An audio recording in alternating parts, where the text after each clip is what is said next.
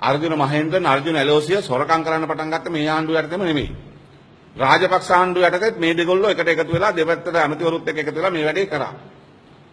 එදා සේවක අර්ථසාධක අරමුදලට විකුණා රුපියල් 15ට කොටස් වෙනද බල තිබිච්ච ග්‍රේන් එලිවේටර් සමාගමේ කොටස් අරන් 268 ගාණි වික්කා.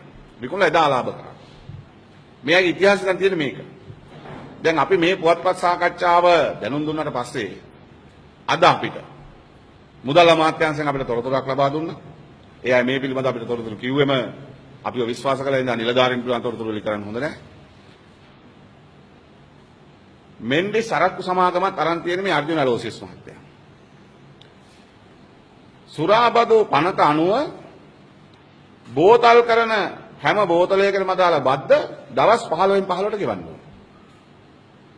ජනවාරි මාසේ 1 වෙනිදා ඉඳන් 15 වෙනිදා යන බද්ද 16 වෙනිදා ගෙවන්න ඕනේ නැත්නම් ලයිසන් එක දික් කරන්නේ නැහැ. ඒකට අදාළව සුරාබදු දෙපාර්තමේන්තුවේ නිලධාරීන් ඒ ආයතනයට ඉන්නවා ඔෆිස් එකක් දාලා.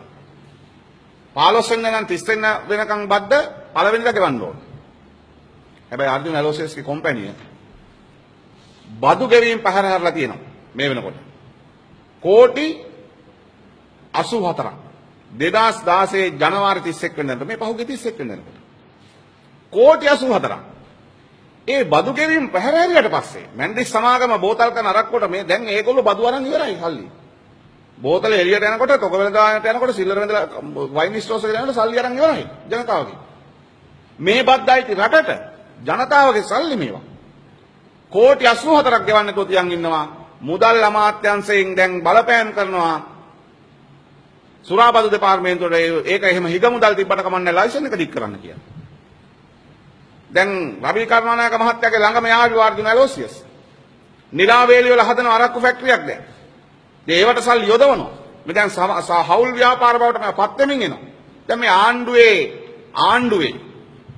ආණ්ඩුවේ ඇමතිවරු මන්ත්‍රීවරු එක සීරුවට එකතු වෙලා දැන් මේ බැඳුම් කර වංචාවේ සල්ලි වලිනුයි මේ රටේ බදු මුදල් වංචා කරන වගේනුයි ජොලි කරනවා ජනතාව අමාරු වෙදලා ජනතාව රවට්ටන්න දෙන්න 2017 ජනවාරි 30 වෙනිදාට WN මෙන්ඩිස් සමාගම මේකේ ආයතන කීපයක් තියෙනවා.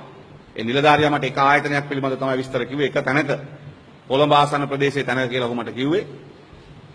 ඔහු කිව්වේ මුදල් අමාත්‍යාංශයේ ඉහළම තැනින් අපිට බලපෑම් කරනවා රේගුවට කියලා මේක නිදහස් කරවන්න කියලා. දැන් මේ තියෙන්නේ 2017 ජනවාරි 31 වෙනිදාට කෝටි 84ක් මිලියන 840ක සුරාබදු ගෙවිය යුතුයි. සුරාබදු දෙපාර්තමේන්තුවේ වගේ වන්නේ නැතුව මගේ දවස් 15න් 15ට බදු ගෙවන්න ඕනේ. ඒ කියන්නේ සුරාබදු බෝතල් කරන බෝතල් වල ලීටර් වල ප්‍රමාණයට ලීටරයකට රුපියල් 1850ක බද්දක් වැටෙනවා. ඒ කියන්නේ ලීටරයකට 1850ක බද්දක් වැටෙනවා. ඒ ස්ප්‍රීතු ලීටරයකට ඒකට අදාළව හැම දවස් 15න් 15ටම ඊළඟ දවසේ ගෙවන්න ඕනේ. පළවෙනිදා ඉඳන් 15 වෙනිදාට තියෙන බද්ද 16 වෙනිදා ගෙවන්න ඕනේ. නැත්තම් ලයිසන් එක දෙන්නේ නැහැ. ඒක තමයි නීතිය.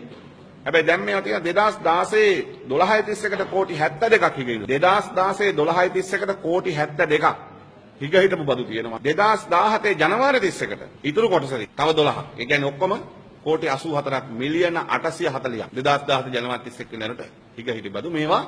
ඉතින් මේ රටේ නීතිය Tamanට ඕන තැනින් නවාගෙන එකට එකතු වෙලා බිස්නස් කරනවා. මහජන මුදල් කොල්ල කමින් ජනතාවගේ බදු ටික ජනතාවට ලබා නොතිබේ.